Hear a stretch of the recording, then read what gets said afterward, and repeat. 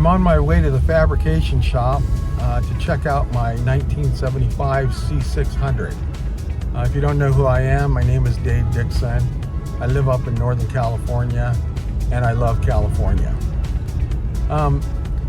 So I ended up, I always wanted to have a crew cab or a cab over Ford.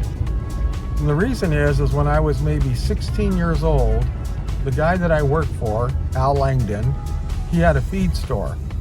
I had an agricultural driver's license at 16, so I could drive like tractors and things like that.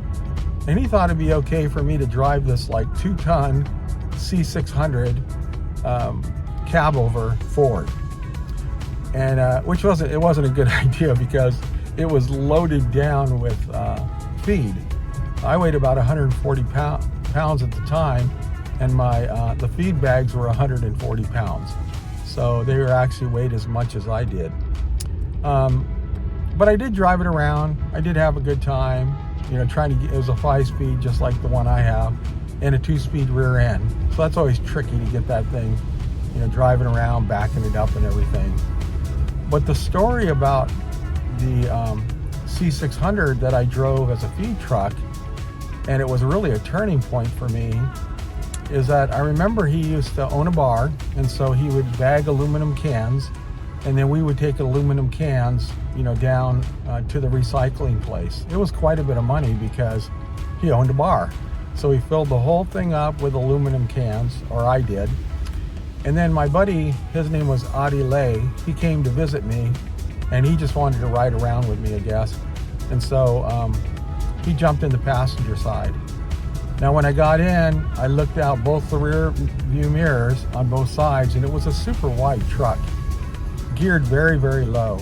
So I put it in reverse, and I started backing up, but it felt like the brakes were on.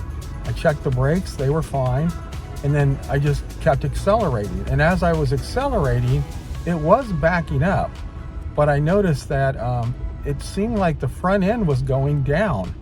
And so I kept backing up, and I finally got to a point where it was not going to move. It was almost like I was stuck. So even though I hadn't seen anything in the 2 side mirrors, and it had big sideboards on it so you couldn't use the rear view mirror, I went back around to the back of the truck, and I had literally driven up onto a VW Bug. It was one of the people that went to the bar, and he had parked it right behind my tailgate where I couldn't see it. It was right directly behind me. So I had to go inside and talk to Al Langdon, and he made me feel really bad. I mean, obviously maybe I should have got out and checked all the way around the truck to make sure there was nobody parked there, but there was nobody parked there when I went in to grab some aluminum cans. So as I got back into the truck, I was kind of whimpering. I was trying to hold back the tears, and my friend Audi was saying, well, what's wrong, Dave? He goes, oh, well, I said, well, Al Langdon told me I was, that it was dumb. I was dumb. I was stupid for doing that, backing up on it, and it hurt my feelings. I didn't say that in so many words, but I said it did hurt my feelings. And then he started cracking up, and I thought, what are you cracking up for? He just started chuckling. He thought it was so funny, and I said, what are you laughing for? He knew that Al Langdon was this really rough, gruff, guy that owned a bar, and not a very pleasant person. And he said, well, do you want to be like Al Langdon? And I said, no. I thought about it, and I thought, no, I don't want to be like that guy. He's a jerk. He was an asshole, and he was also just really not a nice guy, And I said, no, I don't want to be like Al Langdon. And he goes, well, if you don't want to be like him, why do you care what he says? And I thought, well, that is bizarre. That is true. He goes, you should only listen to people that you want to be like. And so I really thought about it a lot, and over the years, and I've always used that thought, to remember that I refuse to take criticism from people more screwed up than myself. And I can't even tell you how many times I have used that mantra over and over and over, because a lot of times people say, I don't want to be critical, but I want to make some suggestions, and they're all critical. You know, there's no such thing as critiquing somebody and not being critical. And so if it's somebody that I don't look up to, or I don't aspire to be like, or I can't look at them and say that that's a good example, then I just refuse to take criticism from them. And I have done that all my life. So probably a couple years ago, I was able to find a 1975 C600. It actually looked just like the feed truck that I had at one time. And my idea was to put a slant bed on it so that I could load my 89 Batmobile onto it. I had all these ideas. I had it all planned out. And so I ended up finding one. It was actually a truck that had been used on a farm for many, many years in Napa, California, in a winery, a vineyard.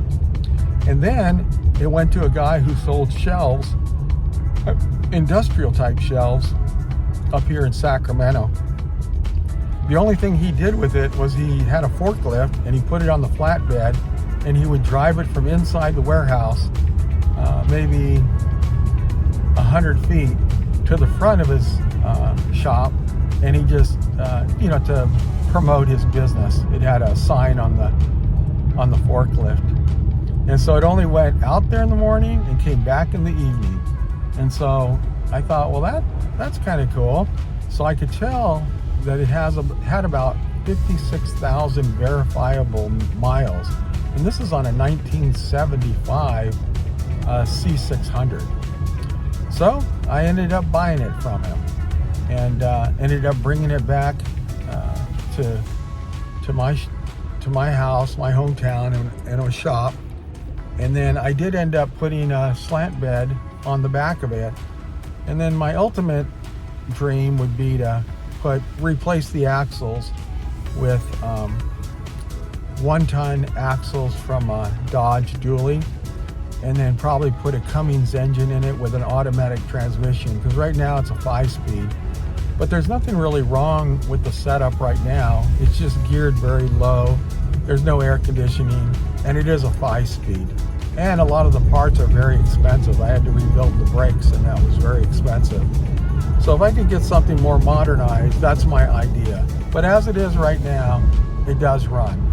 It's at the shop right now because we're supposed to put carburetor on it to make it run a little bit better, and also put on stacks on it, which are like exhaust pipes that go straight up like a semi-truck. So I had already bought the parts to do it, and I'm just waiting for the fabricator to do it.